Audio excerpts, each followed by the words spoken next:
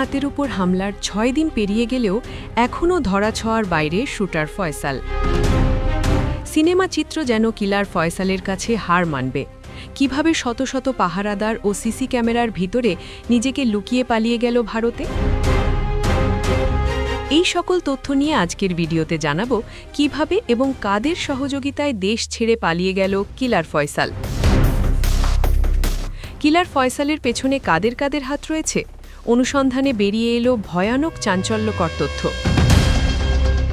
গত ১২ ফেব্রুয়ারি দুর্বৃত্তদের হামলায় মাথায় গুলিবিদ্ধ হয়ে আর জীবন মৃত্যুর সন্ধিক্ষণে এই ইনকিলাব মঞ্চের মুখপাত্র শরীফ ওসমান বিন হাদি দেশের সম্ভাব্য সব চিকিৎসা প্রচেষ্টা চালানোর পর উন্নত চিকিৎসার জন্য তাকে সিঙ্গাপুরে পাঠানো হয়। এদিকে ওসমান হাদিকে হত্যাচেষ্টার পর ফয়সাল যেন এক মাফিয়া ডনের কায়দায় নিজেকে আড়াল করতে শুরু করে। কখনো সিঙ্গাপুর, কখনো থাইল্যান্ড, আবার কখনো পুরান ঢাকায় এভাবে ভুয়া লোকেশন দেখিয়ে আইন শৃঙ্খলা বাহিনীকে বিভ্রান্ত করতে সে মোবাইল ফোনে ভিপিএন ব্যবহার করে। অথচ বাস্তবে সে তখন সীমান্তের অনেক উপরে অবস্থান করছিল। মোবাইল ফোন বন্ধ রাখলেও একটি বড় ভুল করে বসে ফয়সাল। সিম পরিবর্তন করলেও ফোনটি পরিবর্তন করেনি। সেই ফোনের IMEI নম্বর ধরে প্রযুক্তির সহায়তায় গোয়েন্দারা নিশ্চিত হয়েছেন ফয়সাল বর্তমানে ভারতের মহারাষ্ট্রে অবস্থান করছে। তদন্তে উঠে এসেছে ঘটনার দিন রাতেই ফয়সাল আলমগীর রাজধানীর ছেড়ে একাধিক সড়ক মহাসড়ক ব্যবহার করে পৌঁছে যায় ময়মনসিংহের হালুয়াঘাট সীমান্তে। স্থানীয় মানব পাচারকারী ও ক্লাব ফিলিপসের সহায়তায় ভুইয়াপাড়া সীমান্তে কাঁটাতারের পাশে থাকা দুটি কালভার্টের সুড়ঙ্গ দিয়েই তারা ভারতে পালিয়ে যায়। হত্যাচেষ্টায় ব্যবহৃত অস্ত্র গায়েব করতেও কম নাটক হয়নি। গুলির পর ফয়সাল আগারগাঁওয়ে তার বোনের বাসায় একটি কালো ব্যাগে অস্ত্র লুকিয়ে রাখে। পরে বাবা হুমায়ুন কবিরকে ফোন করে সেই ব্যাগ শৈলকহিল আহমেদ শিপুর মাধ্যমে নরসিংদীতে পাঠানো হয়। সেখানে স্থানীয় এক যুবকের হাতে যাওয়ার পর আলামত গায়েব করতে একটি লেকে ফেলে দেওয়া হয়।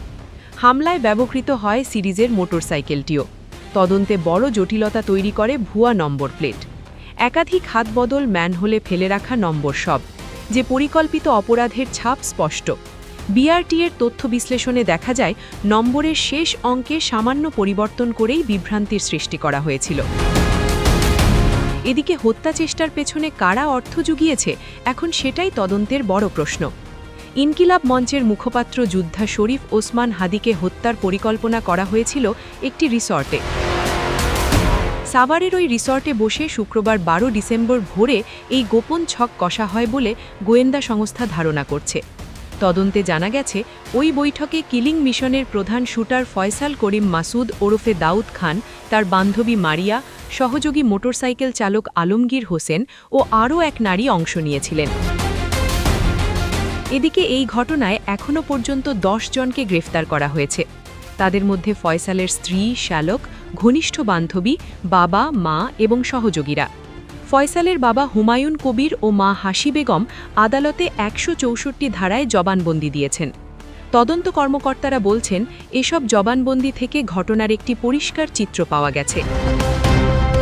নুসরাত জাহান, নিউজ 365, ঢাকা।